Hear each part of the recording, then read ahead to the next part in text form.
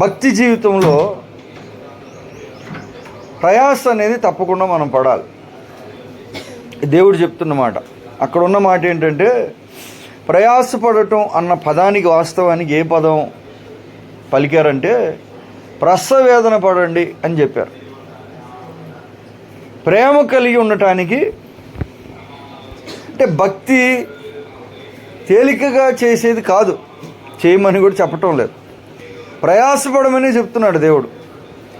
ఎందుకంటే అది నిత్య జీవము, నిత్యమైన ఒక సంతోషం కలిగిస్తుంది కనుక అది తేలిగ్గా అయ్యేదైతే ప్రయాసపడమని చెప్పరు మనకి.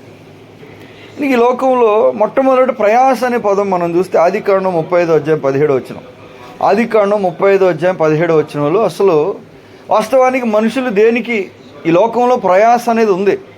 ఎందుకు దేవుడు ప్రయాసపడమని చెప్తున్నారు అంటే ప్రయాస అనేది మనుషుల జీవితంలో ఉంది మొదటి నుంచి. ఆదికాండం 35:17 చూస్తే ఆమె ప్రసవం వలన ప్రయాసపడుచున్నప్పుడు 35:17 ఆదికాండం, ఆమె ప్రసవము వలన ప్రయాసపడుచున్నప్పుడు అంటే మనుషుని జీవితంలో ప్రయాస అనేది ఒక భాగం. ఒక కొత్త జన్మ రావాలి అంటే, ఒక కొత్త జీవితం రావాలి అంటే, ఒక గొప్ప సంతోషం రావాలి అంటే ప్రయాస అనేది మనుషుల జీవితంలో ఉంది. అదే మాట ఇక్కడ రాశారు. తేలిగ్గా చేసేది కాదు, తేలిగ్గా చేయమని కూడా బోధ చెప్పటం లేదు ప్రభునందు ప్రియులారా. ప్రయాసపడాలి. ప్రయాస అంటే ప్రసవేదన అంటే ఉన్న వేదనలో మన మానవ జీవితంలో ఉన్న వేదనలన్నిట్లో అది కష్టమైన వేదన అని చెప్తారు. తల్లి బిడ్డకు జన్మనివ్వటానికి పడే అంత అది కొంచెం అన్నిట్లో చాలా గొప్పదని చెప్తారు. సో అలాగా భక్తి జీవితంలో కొన్ని దీవెనలు తెచ్చుకోవటానికి దేవుడు చెప్తున్నారు. ప్రయాసపడటం మనుషులకు తెలుసు. అయితే ఇప్పుడు సమస్య ఏంటంటే ప్రసంగి గ్రంథం 1:17 చూడండి. ప్రసంగి గ్రంథం 1:17 మనం చూస్తే దేనికోసము ప్రయాసపడమని దేవుడు చెప్తున్నారు. ప్రయాసపడే శక్తి మనుషులకు ఉంది. ప్రయాసపడటం లేక కష్టపడటం. నా మనసు నిలిపి జ్ఞానాభ్యాసమును వెరితనమును మతిహీనతను తెలుసుకునేందుకు ప్రయత్నించుతిని. అయితే ఇడియు గాలికై ప్రయాసపడతాయని తెలుసుకుంటుంది. ప్రయాసపడే శక్తి దేవుడు ఇచ్చారు మనుషులకి. ఆ ప్రయాసపడే శక్తి దీవెనలు తెచ్చుకోవడానికి వాడుకోవాలి. కానీ ఇక్కడ మనుషులు దేనికి వాడుతున్నారంటే గాలికై ప్రయాసపడుట అని చెప్తున్నాడు. అంటే గాలిని సంపాదించడానికి ప్రయాసపడేతో సమానం. ఏంటి? జ్ఞానాభ్యాసము అంటే గొప్ప జ్ఞానం అసలు ఏంటి తెలుసుకోవటానికి సొలొమోను మహారాజు ప్రయత్నం చేశాడంట. ఎందుకంటే ఆయనకు అప్పటికే జ్ఞానం ఉంది, వరంగా తెచ్చుకున్నాడు, చదువుతో వచ్చింది కాదు. ప్రార్థన చేసి దేవుని దగ్గరికి వెళ్ళి నాకు గొప్ప జ్ఞానం కావాలంటే పూర్వీకుల్లో నీలాంటి వాడు ఎవడు లేడు, తర్వాత కూడా ఉండడు అన్నాడు. అంటే చూడగానే తెలిసిపోద్ది ఆయనకి విషయం. అంత జ్ఞానం కలిగిన వ్యక్తి అసలు జ్ఞానం అంటే ఏంటో, జ్ఞానం నేర్చుకోవటం అంటే ఏంటో. ఒకటి వెర్రితనం అంటే ఏంటి? వెర్రితనం అంటే పిచ్చి పిచ్చిగా తిక్కగా చేయటం ఏంటో చూద్దాం అసలు దీని సంగతి దాని సంగతి. మూడవది మతిహీనత. అంటే మతిహీనత అంటే మైండ్ పనిచేయకుండా ఒక వ్యక్తి తనకు తాను చేసుకోవటం ఏంటో చూద్దామని ప్రయత్నం చేశాడంట. ఈ పనులన్నీ చేసిన తర్వాత ఆయనకు వచ్చిన ఒక ఫలితం ఏమంటే గాలికై ప్రయాసపడటం అని చెప్పాడు. జ్ఞానాభ్యాసము, మతిహీనత, గాలి కోసం ప్రయాసపడినట్టు. ప్రయాసపడాలి కానీ అది దేవుని దీవెనలు తెచ్చుకోవడానికి ఆ శక్తి. బిడ్డల గంటకు ప్రయాసపడాలి. ఈ లోకంలో కొంత దీవెన ఆశీర్వాదం తెచ్చుకోవడానికి ప్రయాసపడాలి. భక్తిలో కొన్ని ప్రయాసపడాల్సిన విషయాలు ఉన్నాయి. అయితే ఈ శక్తిని మనుషులు దేనికి వాడుతున్నారు? గాలిని సంపాదించడానికి ప్రయత్నం చేస్తున్నారంట.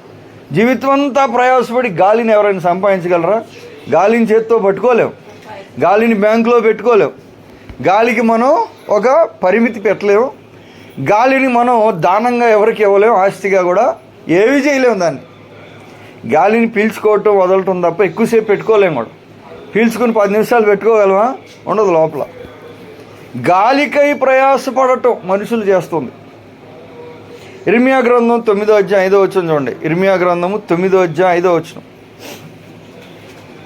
ప్రయాస అంటే ప్రసవ వేదన. అంటే అది బయటికి వస్తే కానీ నెమ్మది ఉండదు. ప్రసవ వేదన అంటే ఏంటి అర్థం?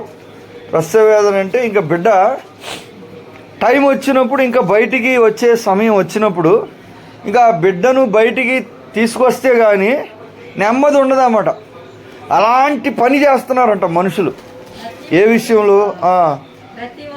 సత్యము కలుగక ప్రతివాడు తన పొరుగువానిని వంచును, అబద్ధములాడుట తమ నాలుకకు అభ్యాసము చేసి ఉన్నారు. ఎదుటివాని తప్పులు పట్టవలనని ఏం చేస్తున్నారు? దేనికోసం ప్రయాసపడుతున్నారు? ప్రారంభంలో దేవుడు కష్టపడమని నేర్పించారు. దేవుడు ధర్మశాస్త్రంలో ఉంది మాట. దేనికంటే 6 రోజులు కష్టపడి పని చేయండి, 6 రోజులు కష్టపడి పని చేయమని చెప్పాడు దేవుడు. కష్టపడటం దేవుడు నేర్పించారు. దేనికోసం?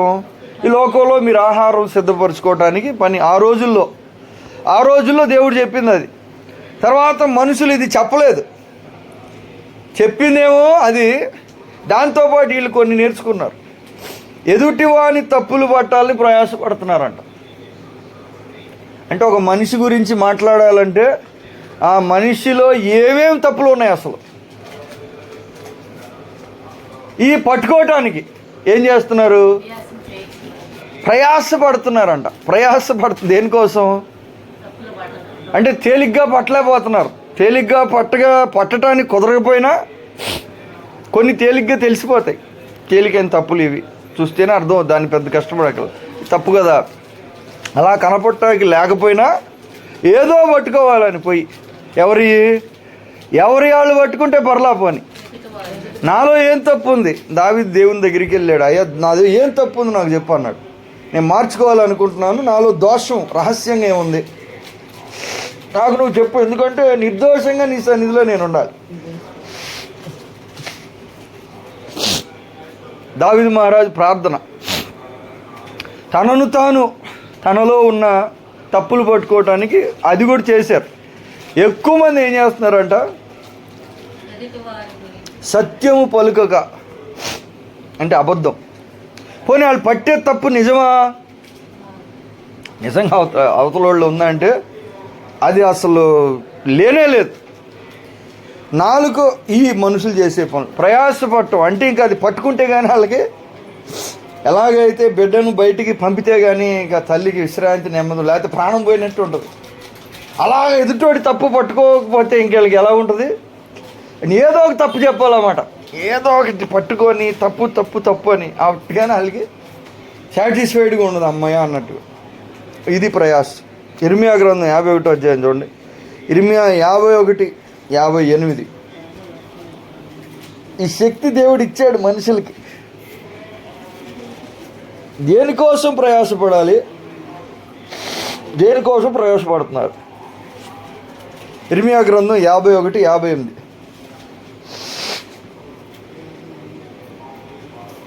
సైన్యములకు అధిపతియగు యెహోవా ఈ మాట సెలవిచ్చుచున్నాడు. విశాలమైన బాబులోని ప్రాకారములు బొత్తిగా పాడగొట్టును, దాని ఉన్నతమైన గుమ్మములు అగ్ని చేత కాల్చివేయబడును. జనములు వృధాగా ప్రయాసపడుచున్నారు, అగ్నిలో పొడుటకై ప్రయాసపడుచున్నారు. 2 సార్లు చెప్పాడు ఈ మాట. జనములు వృధాగా ప్రయాసపడుతున్నారు. జనాలందరూ కూడా, అందరు జనములు అంటే ఒకళ్ళు కాదు, ఒక మనిషి కాదు, ఒక కుటుంబం, ఒక గ్రామం కాదు. జనములు అంటే వేల మంది, లక్షల మంది ప్రజలు ఏం చేస్తున్నారంట? వృధాగా ప్రయాసపడుతున్నారు. అంటే వేస్ట్ ప్రయాస.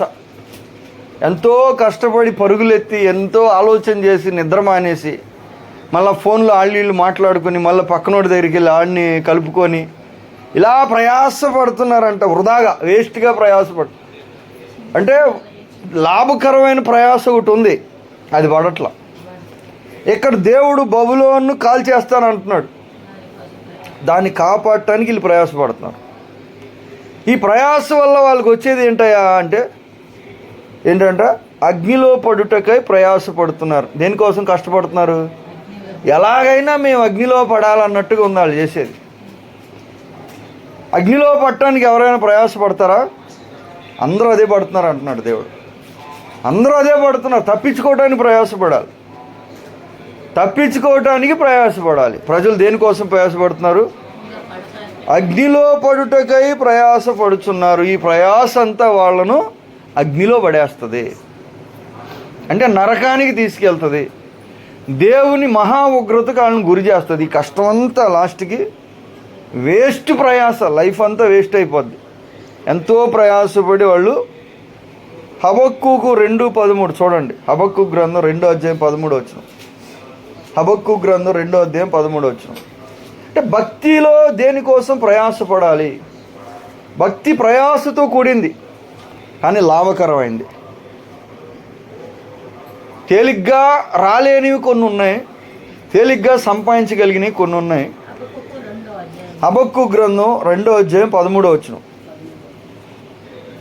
జనములు ప్రయాసపడుదురు గాని అగ్ని పాలవుదురు, వ్యర్థమైన దాని కొరకు కష్టపడి జనులు క్షీణించుదురు. ఇది సైన్యములకు అధిపతియగు యెహోవా. జనములు ప్రయాసపడుదురు గాని అగ్ని పాలవుదురు, వ్యర్థమైన దాని కొరకు కష్టపడి జనులు క్షీణించిపోతారు. క్షీణించిపోవటం అంటే మొత్తం అన్ని లాస్ అయిపోతారు. దేనికోసం? వ్యర్థమైన దాని కొరకు కష్టపడి క్షీణించిపోతారు దేవుడు చెప్తున్నారు. సో దేనికోసం ప్రయాసపడాలి, దేనికోసం కష్టపడాలి అంటే ప్రయాసపడుడి అంటే ప్రయాసపడకపోతే అది రావు. ఈ అగ్నిలో పట్టము తేలిగ్గా వెళ్ళేది కాదు, కష్టపడితే వెళ్ళాలి. అదే రకంగా పరలోకానికి వెళ్ళాలన్నా కూడా మరి చూడండి, ఇప్పుడు దేవుడు మనతో మాట్లాడుతున్న మాట ఏంటంటే ఇది సైన్యములకు 1 తిమోతి 6:11 1 తిమోతి 6:11 దేవుడు చెప్తున్న ఆలోచన ఏంటి? కష్టపడమని దేవుడు చెప్పారు ఒకప్పుడు ఆహారం కోసం. దేవునికి స్తోత్రం కలుగును గాక. అయితే ఇప్పుడు ఏం చెప్తున్నారు? 3000 సంవత్సరాల క్రితం చెప్పిన మాట అది. ఇప్పుడు చెప్తున్న మాట ఏమిటి? 1 తిమోతి 6:11 దైవజనుడా, నీవైతే వీటిని విసర్జించి నీతిని, భక్తిని, విశ్వాసమును, ప్రేమను, ఓర్పును, సాత్వికమును సంపాదించి కొనుటకు ప్రయాసపడు. దేనికోసము ప్రయాసపడాలి అంటే 6 విషయాలు చెప్పాడు. నీతిని, భక్తిని, విశ్వాసమును, ప్రేమను, ఓర్పును, సాత్వికమును. లేకపోతే రావాయి, లేకపోతే రావా? తేలిగ్గా వస్తే ఎందుకు ప్రయాసపడాలి? తేలిగ్గా వస్తుంది అనుకోండి, దానికోసం మనం ప్రయాసపడాల్సిన పని ఉంటుందా? తేలిగ్గా అవి వచ్చే విషయాలు కాదు కనుకనే, 1 తేలిగ్గా రావు, 2 చాలా అవసరమైనవి. తేలిక కాకపోయినా అది ఎంతో అవసరం కాబట్టి మనం ఏం చేస్తాం?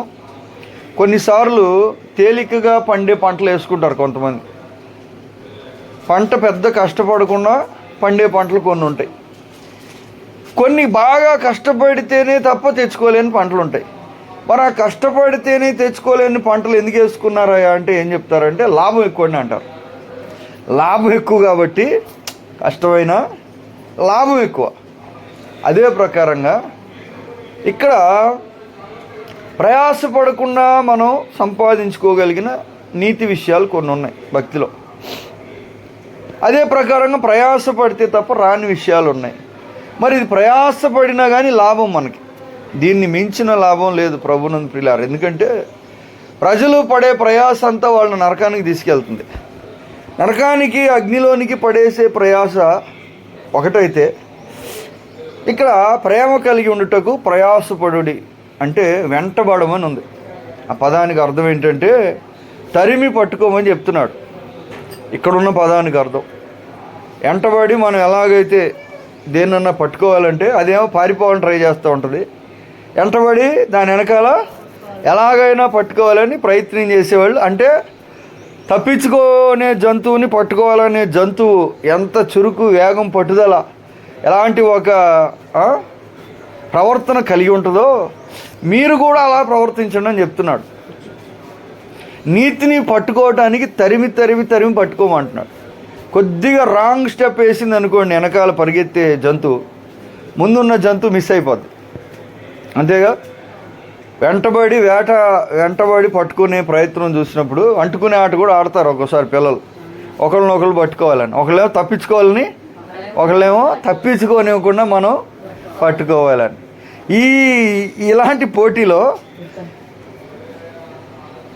పట్టుకునే వాళ్ళు వేగంగా ఉంటే కానీ పట్టుకోలేరు, తప్పించుకునే దానికంటే వేగంగా ఉంటే కానీ పట్టుకునేవాడు పట్టుకోలేడు. తప్పించుకునే వాళ్ళు వేగంగా ఉంటే వీళ్ళు ఎప్పటికీ పట్టుకోలేరు. పట్టుకోవాలంటే దానికంటే స్పీడ్ పరిగెట్టాలి. సో ఇలాగ తప్పించుకొని జారి వెళ్ళిపోతాయి అవకాశాలు. మన లైఫ్లో అవకాశాలు ఏమైపోతాయి? సంపాదించుకునే అవకాశాలు జారి వెళ్ళిపోతాయి. నీతిని, భక్తిని, ప్రేమను, విశ్వాసాన్ని, ఓర్పును, సాత్వికం సంపాదించుకోమని మనం ఎంత సంపాదిస్తున్నాడని అడుగుతారు. జనరల్గా ఏమడుగుతారు? మీ ఓడు ఏం చేస్తున్నాడు అంటారు. మీ అబ్బాయి లేకపోతే పలానా మనోడు, లేకపోతే అసలు వాళ్ళు ఏం చేస్తారంటే అదేదో పని చెప్పారు అనుకో, అది మనకు తెలియదు అనుకోండి ఆ పని ఏంటో. ఆ పని తెలియకపోతే ఆ పనిలో ఎంత సంపాదన ఉందో మనం అడుగుతాం. తెలియని పని చెప్తే అమెరికా వెళ్ళాడు అన్నాం అనుకోండి, ఎంత సంపాదిస్తున్నాడు అంటాం. అంటే మనకి దాన్ని బట్టి తెలుసుకుంటాం, ఓహో దీన్ని బట్టి అదేదో సంపాదించుకోండి అంటే ఏం సంపాదించుకోమని చెప్తున్నాడు? ఎందుకు సంపాదించుకోవాలి? ఎందుకంటే అవి చాలా ఈ లోకానికే కాదు వచ్చే లోకానికి కూడా ఉపయోగపడతాయి. మనకే కాదు మన కుటుంబానికి కూడా ఉపయోగపడతాయి. మనం ఉన్న ప్రాంతానికి కూడా ఉపయోగపడతాయి. మన జన్మకు అది సార్థకతను కలిగిస్తుంది. ఇవి సంపాదించుకోకపోతే ప్రేమను కలిగి ఉండుటకు ప్రయాసపడుడి, లేకపోతే ప్రేమను కలిగి ఉండలేరు. అంటే దేవుని ప్రేమ మనలో ఉండాలంటే తేలిక కాదు. దేవుని ప్రేమ మనలో నుంచి బయటికి వెళ్ళిపోవటం తేలికే, కానీ మనలో దాన్ని జాగ్రత్తగా పెట్టుకొని ఉండాలంటే ప్రయాసపడాలి. అంటే తేలికైన విషయం కాదు. ప్రార్థన చేయాలి, దానికోసం చాలా నిబంధనలు చేసుకోవాలి, చాలా విషయాలు మనం వదిలిపెట్టాలి. కానీ చాలా లాభం అది. అందుకే ప్రయాసపడవలసిన విషయాలు ఉన్నాయి భక్తిలో. మనం కూడా ప్రయాసపడుతున్నాం, కానీ దేనికోసం పడుతున్నాం అనేది ప్రశ్న. దేనికోసం ప్రయాసపడుతున్నాం? నిత్య జీవానికి నడిపించేవా, లేక ఇక్కడ కొంతకాలం ఉపయోగపడవచ్చు, ఇక్కడ కొంతకాలము ఉపయోగపడవచ్చు. దేవుడు అన్నారు, లోకం అంతా సంపాదించుకొని లోకంలో బాగుండి తర్వాత అది స్లోగా ఏమైపోద్ది? లోకంలో ఒకప్పుడు బలం ఉంటుంది, ఒక 30 ఏళ్ళు అయితే ఏమైపోద్ది? బలం ఏమీ లేకుండా అయిపోద్ది. ఒక 30 ఏళ్ళు అయితే ఎవరైనా పట్టుకుని నడిపిస్తే కానీ నడవలేని పొజిషన్కి వచ్చేస్తారు. లోకంలో ఒకప్పుడు మన జ్ఞానం ఎంతో అవసరమైందిగా ఉంటుంది. కొంతకాలం అయిన తర్వాత మొత్తం కాలం, తరం, సీజన్ అంతా మారిపోయినప్పుడు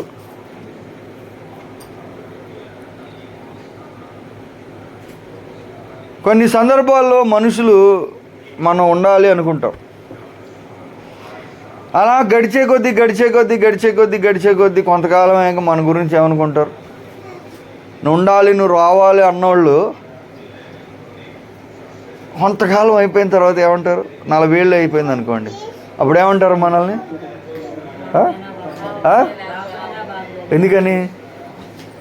ఎందుకంటే వాళ్ళు వస్తే మనకేమవుద్ది?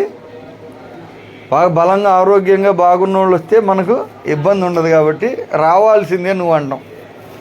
అదే వాళ్ళు వచ్చాక మనకు కొంచెం ఇబ్బంది, కష్టం, శ్రమ వచ్చిందాక ఏమంటావు? స్లోగా.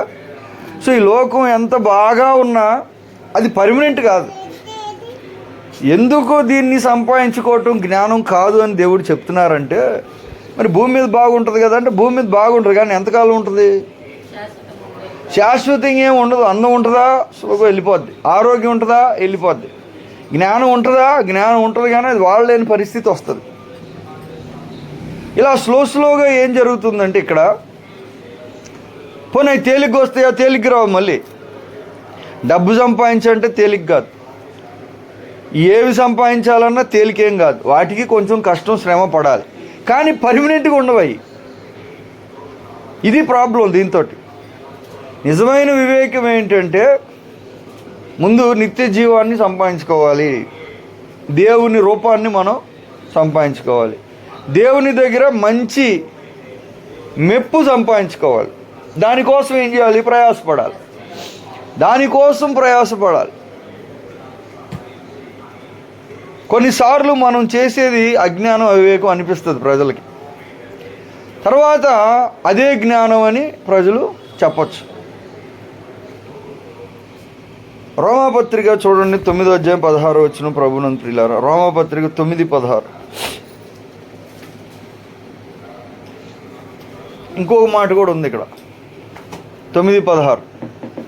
కాగా పొందగోరు వాని వలనైనను ప్రయాసపడు వాని వలన పొందగోరు వాని వలన అయినను ప్రయాసపడు వాని వలన అయినను కాదు కానీ నుంచి దేవుని వలనే ఇది భూలోకానికి పరలోకానికి ఇప్పుడు యుద్ధం వచ్చింది. నిన్న చక్కగా టీవీలో చెప్పారు. పాపం క్వింటాళ్ళు ఎరువులు, చేపలు, రొయ్యలు రెడీగా పట్టి పెట్టారంట, పంపుదామని విదేశాలు. రొయ్యల చెరువులు వేసి కోట్లు ఖర్చు పెట్టి పట్టి రెడీగా ట్యాంకర్లో పెట్టారు. యుద్ధం వచ్చింది, ఎక్కడెక్కడ అయిపోయింది. ఎంతో ప్రయాసపడ్డారు, ఎంతో ఖర్చు పెట్టారు. పొందగోరు వాని వలన అయినను ప్రయాసపడు వాని వలన అయినను కాదు కానీ. ఈ భూమి మీద ఏదైనా రావాలన్నా దేవుడు కరుణిస్తే తప్ప రావని చెప్తున్నాడు. భూమి మీద ఏదో మనం కష్టపడి సంపాదించి దాచిపెడదామని అనుకుంటే అది అమాయకత్వం. ఒక్క చిన్న సెకండ్లో ఇటుదట అయిపోద్ది. ఒక్క క్షణంలోనే ఒక్క అడుగు మిస్ అయిందంటే ఇటుదట అయిపోద్ది. కరుణించు దేవుని వల్లనే. అవును, అయితే దేవుడు కరుణించి మనకు స్వేచ్ఛనిచ్చారు. ఏంటంటే నువ్వు కొంతకాలం ఉండేదాన్ని సంపాదించుకోవచ్చు, శాశ్వత కాలం ఉండేదాన్ని సంపాదించుకోవచ్చు. మనుషుల మెప్పు సంపాదించుకోవచ్చు, దేవుని మెప్పు సంపాదించుకోవచ్చు. అగ్ని కొరకు ప్రయాసపడవచ్చు, లేదు మహిమలోనికి వెళ్ళటానికి కూడా ప్రయాస మాత్రం పడే శక్తి ఉంది మనుషులకి. ఖాళీగా ఉంటారు ఎవరైనా? రెస్ట్ తీసుకో అన్నాం అనుకో, 1 రోజు 2 రోజులు 3 రోజులు ఉంటారు ఇంట్లో. 4వ రోజు ఏమంటారు? లేచి ఎటో గట్టి పోదామని ఉంటుంది వాళ్ళకి. వాళ్ళు బలం హుషారు ఉందనుకోండి, శక్తి లేకపోయినా పోతారు. కొంతమంది ఓపిక లేకపోయినా ఏం చేయాలంటారు? పొయ్యేదోటి ప్రయాసపడే కృప ఉంది మనుషులకి. కానీ ఈరోజు ప్రభునందు ప్రియులారా, ప్రాబ్లం ఏంటంటే దేనికోసం ఆ ప్రయాసను వాడాలో అది పడట్లేదు. టైం అంతా వేస్ట్ అయిపోయింది అంటారు. దేనికోసం మేము ఇంత కష్టపడ్డాం, దేనికోసం ప్రయాసపడ్డాం, అవి ఉపయోగపడతాయి అనుకుని అవి ఉపయోగపడనప్పుడు అప్పుడు తెలుసుద్ది వీళ్ళకి. అప్పుడు తెలుసుద్ది ఇది జ్ఞానం కాదు అని. చూడండి, కొరింథీ పత్రిక 16వ అధ్యాయం, 1 కొరింథీ 16:16. 1 కొరింథీ 16:16.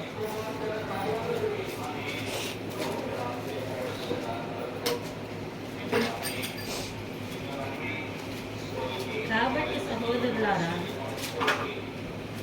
అట్టి వారికి పనిలో సహాయం చేయుచు ప్రయాసపడుచు ముందు వారికి అందరికీ మీరు విధేయులై ఉండవలనని మిమ్మల్ని బతిమాలు కొనుచున్నాను. ఇప్పుడు రోమాపత్రిక 16వ అధ్యాయం 12వ వచనం చూడండి. రోమాపత్రిక 16వ అధ్యాయం 12వ వచనం, 16-12.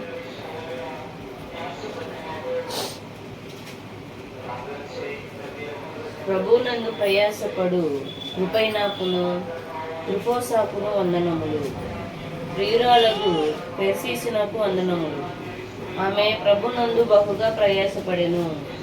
ఎక్కడ ప్రయాసపడుతున్నారు అంటే, కొంతమంది పొలంలో ప్రయాసపడతారు, ఇంకొంతమంది వ్యాపారంలో ప్రయాసపడతారు, మరికొంతమంది చదువుల్లో ప్రయాసపడతారు, మరికొంతమంది సైన్స్ అండ్ టెక్నాలజీ కోసం ప్రయాసపడతారు. డాక్టరేట్లు చేయాలంటే రోజు 15-16 గంటలు పరిశోధన చేయాలి, ఏదో ఒకటి కొత్తది కనిపెట్టాలని. ఇదొక రకమైన ప్రయాస, ఇదొక రకమైన ప్రయాస. అదే సమయంలో ప్రభువునందు ప్రయాస, దేవునిలో కూడా ఏముంది? ప్రయాసపడే అవకాశం ఉంది. కొంతమంది ఇలా కూడా ఉంటున్నారు. 2 సార్లు చెప్పాడు ఈ వచనంలో. ఆమె ప్రభువునందు బహుగా ప్రయాసపడాను. ఒక ఆమె గురించి సర్టిఫికెట్ ఇచ్చాడు. పరిశుద్ధాత్ముడు రాశాడు ఒక ఆమె పేరు బైబిల్లో, పెర్సిస్సు. ప్రియురాలకు పెర్సిస్సుకు వందనములు. ఆమె ప్రభువునందు బహుగా ప్రయాసపడిన. దేవునికి స్తోత్రం కలుగుగా.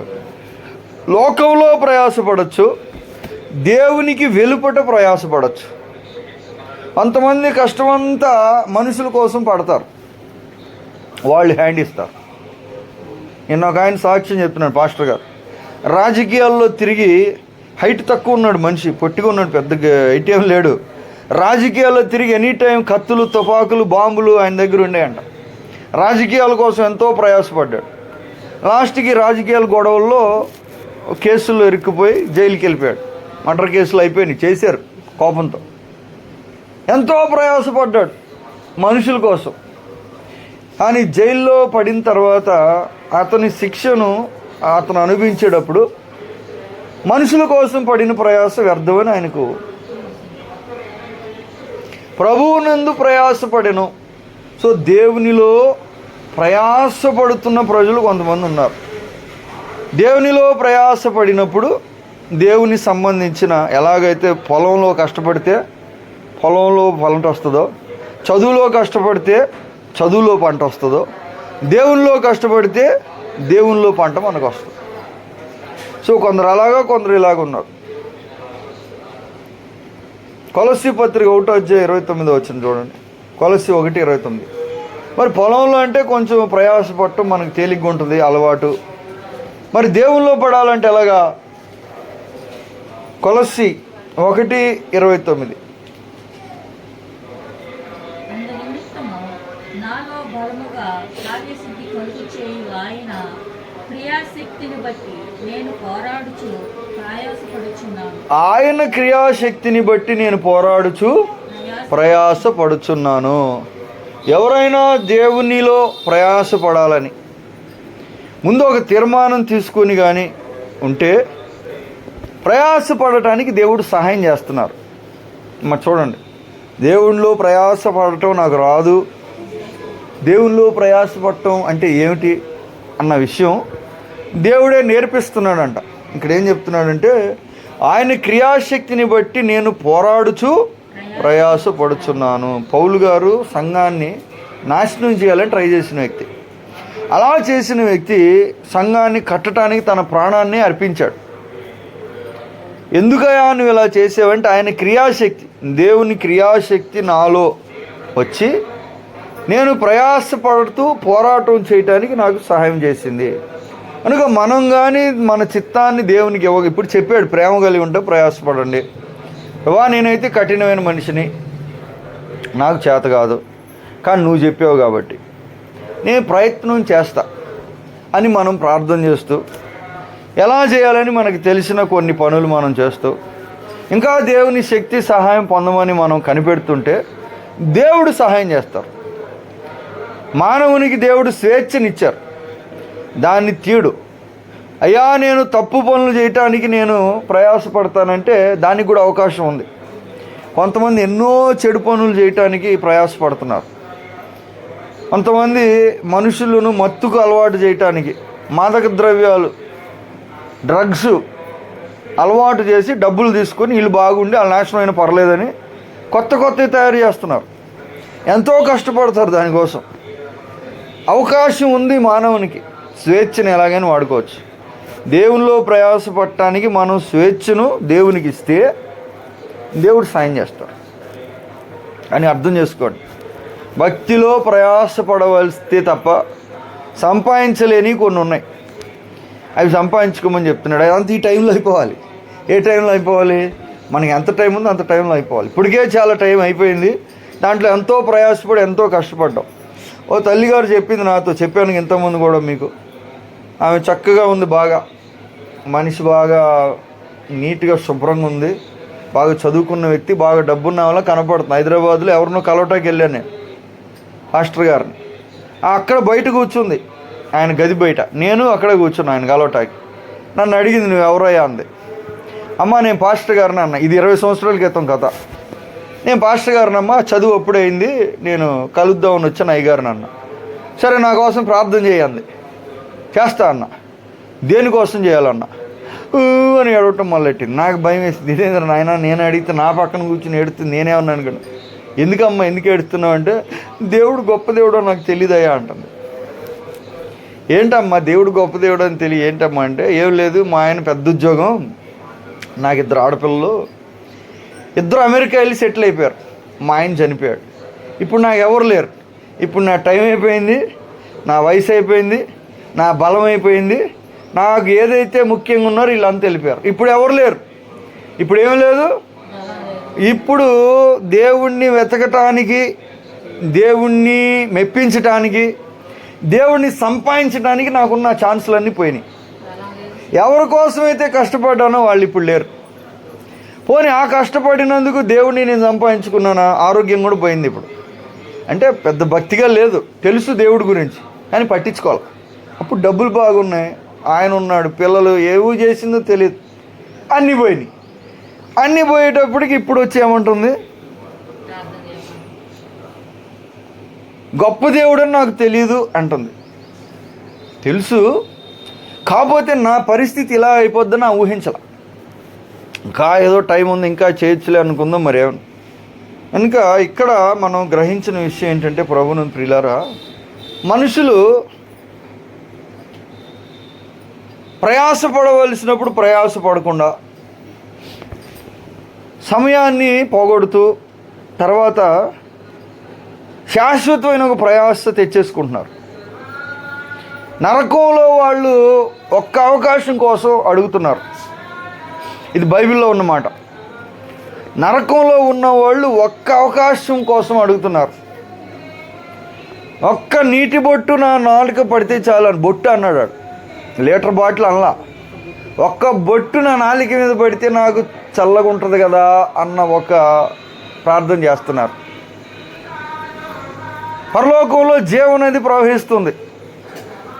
అక్కడికి వెళ్ళే అవకాశం ఈయనకి జీవితకాలం పోగొట్టుకున్నాడు. మనకి రోజుకు 10 సార్లు వస్తున్న అవకాశం, నరకం తప్పించుకొని నిత్యత్వంలోకి వెళ్ళే అవకాశం ఇక్కడ పోగొట్టుకున్నారు. అక్కడ కావాలంటున్నారు. అక్కడికి వెళ్ళాక అవకాశం ఎవరికీ లేదు. నీకు ఎలాగ వస్తుంది? నీకు వచ్చినప్పుడు నువ్వేం చేసావు? నీకు వచ్చినప్పుడు నువ్వు దాన్ని అబద్ధం అనుకున్నావు, ఏం కాదు అనుకున్నావు. 1 తిమోతి 6:4 చూడండి. దేవునిలో కూడా లోకంలో ప్రయాసపడటం ఒక ఎత్తు అయితే, దేవుని దగ్గరికి వచ్చి భక్తిలో కూడా ప్రయాసపడతారు. మళ్ళీ ఇందుట్లో 2 రకాలు ఉన్నాయి. భక్తిలో ప్రయాస కూడా ఉపయోగపడేది, ఉపయోగపడంది.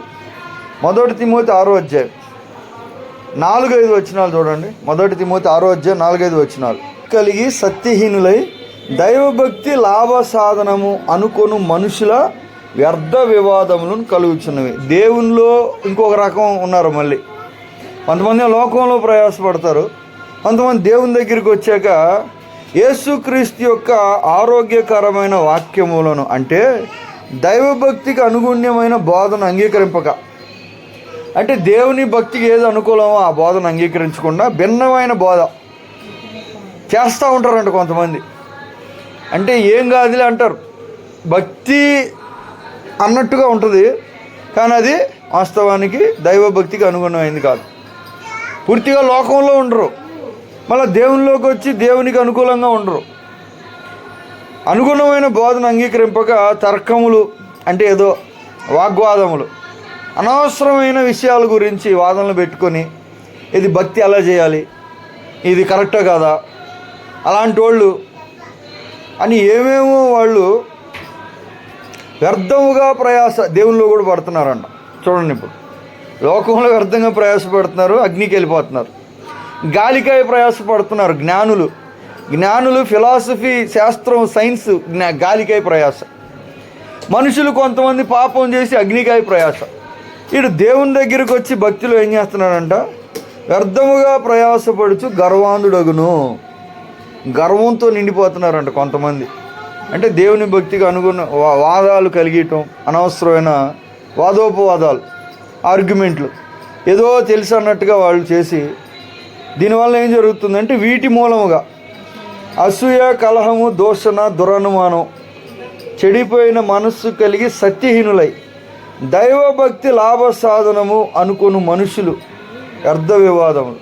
వీళ్ళు కొన్ని కొత్త కలిగిస్తున్నారంట. మళ్ళీ వీళ్ళ వలన ఏం జరుగుతుంది? ఇది మాట బైబిల్లో చెప్తున్నాడు, దేవుని మాటలు అన్నట్టుగా చెప్తున్నారు. కానీ అది ఒక వ్యక్తిని దేవుని రూపంలోనికి మార్చకుండా మళ్ళీ నరకపాత్రగా చేసేస్తుంది. ఇది భక్తిలాగే ఉంది. మళ్ళీ ఇది వ్యర్థమైన ప్రయాసం. చూడండి ఇప్పుడు ఎందుకు దేవుడు ప్రేమ కలిగి ఉండటానికి కొన్ని విషయాలు అంటే సాతాను భక్తిలో కూడా వేస్ట్ ప్రయాసం పెట్టేశాడు కొంతమందికి. కొంతమంది భక్తి చేస్తున్నట్టుగా ఉంటుంది కానీ అది వేస్టే. ఎందుకంటే దానివల్ల వాళ్ళు గర్వం పెరిగిపోతుంది. అనవసరమైన సమస్యలు ఏమొస్తున్నాయంట? కలహం, అసూయ, దూషణ. దైవభక్తి లాభ సాధనం అనుకుంటారంట. భక్తి చేయితే గొప్ప లాభం కలుగుతుంది అనుకునేవాళ్ళు మనుషులు. వీళ్ళు ఇలాంటి వ్యక్తులు వ్యర్థంగా ప్రయాసపడుతున్నారు. నీవైతే వీటిని విసర్జించు. ప్రేమించి పౌలు గారు తిమోతికి దేవుడు మనతో చెప్తున్నమాట, మీరు వీటిని వదిలిపెట్టండి. మీరు నీతిని ఏం సంపాదించుకోమంటున్నాడు? నీతిని, భక్తిని, విశ్వాసము, ఇంకేం సంపాదించుకోమన్నాడు? ఓర్పు, ప్రేమ. దేవునికి స్తోత్రం కలుగును గాక. మనం సంపాదించుకోవాల్సిన విషయాలు ఉన్నాయి. సాత్వికము, వీటిని ఏం చేయాలి? తరిమి పట్టుకో, సంపాదించుకో. ఇవి నిజమైన లాభ సాధకం. దేవునికి స్తోత్రం కలుగును గాక. అంటే ప్రయాసపడకుండా ఇవి రావు. ఎలా ప్రయాసపడాలి? అరే ప్రయాసపడమన్నారు కదా, ఎలా ప్రయాసపడాలి అంటే వీటి కోసం మనం దేవుని దగ్గర ప్రార్థనలో బలంగా అడగాలి. అదే ప్రకారంగా ఇలాంటి ఫలితం తెచ్చే విషయాలు ఏవైతే ఉన్నాయో ఆ పనులు మనం చేయాలి. ఈ మార్గంలో వెళ్తే ఈ గమ్యం అన్నట్టుగా ఇలాంటి విషయం. నేను సాత్వికం అంటే ఏంటి? కోపం లేకుండా ఉండే గుణం, దాన్ని సంపాదించుకోవాలి. అది ఒక గొప్ప ఆస్తి సాత్వికం అనేది. ఎందుకంటే కోపంలో ఏం చేస్తారంటే మనుషులు కోపంలో ఏం చేస్తారమ్మా? కోపంలో దీవెని తెచ్చుకుంటారా, పోగొట్టుకుంటారా? ఎలాగా? కోపంలో దీవెన పోగొట్టుకోవటానికి ఛాన్స్ ఎక్కువ.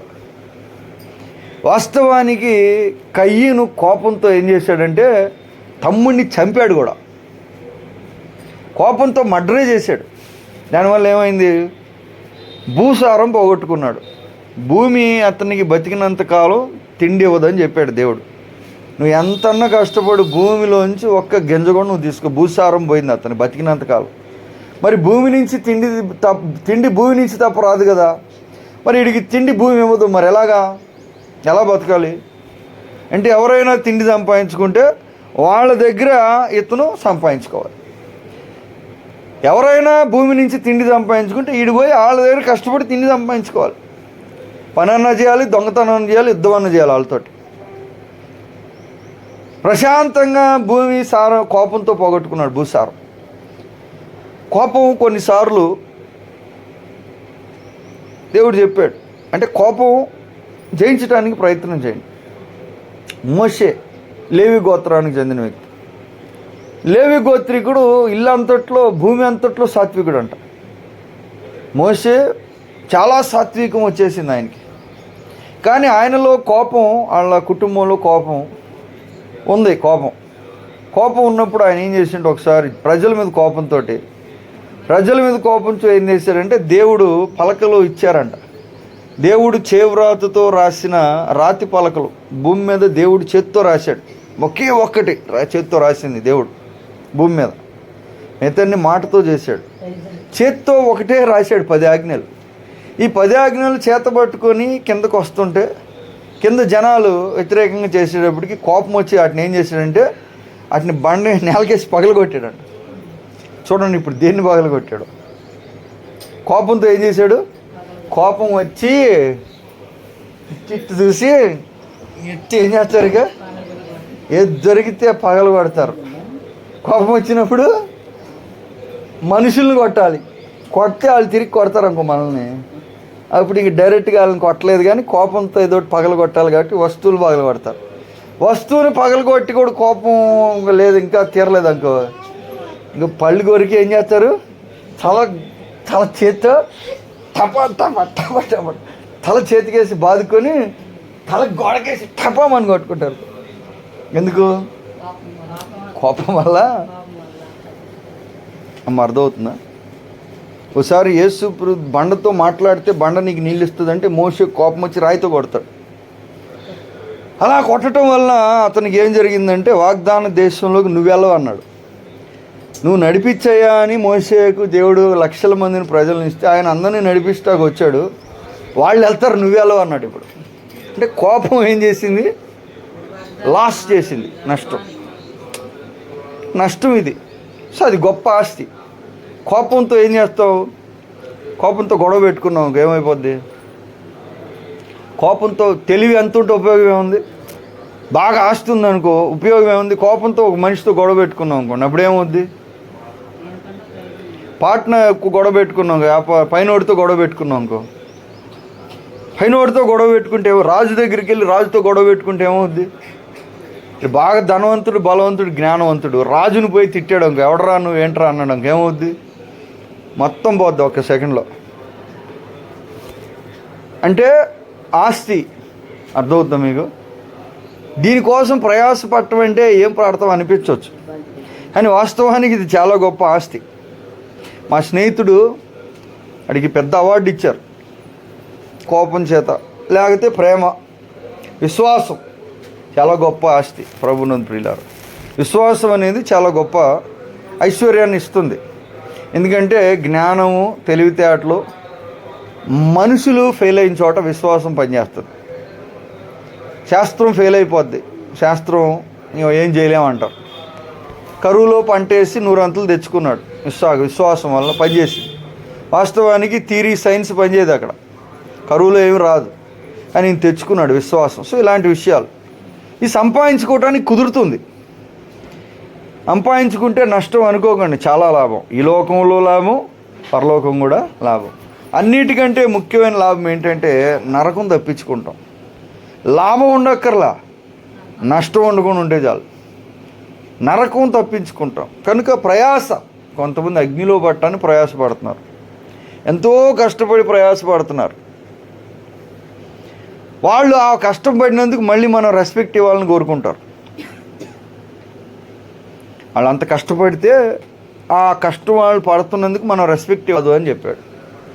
ప్రభునందు ప్రయాసం ఏం కాదు, వ్యర్థం కాదు. ఒకసారి టైం పట్టచ్చు, కొన్ని వెంటనే రావచ్చు, కొన్ని చాలా కాలం పట్టచ్చు.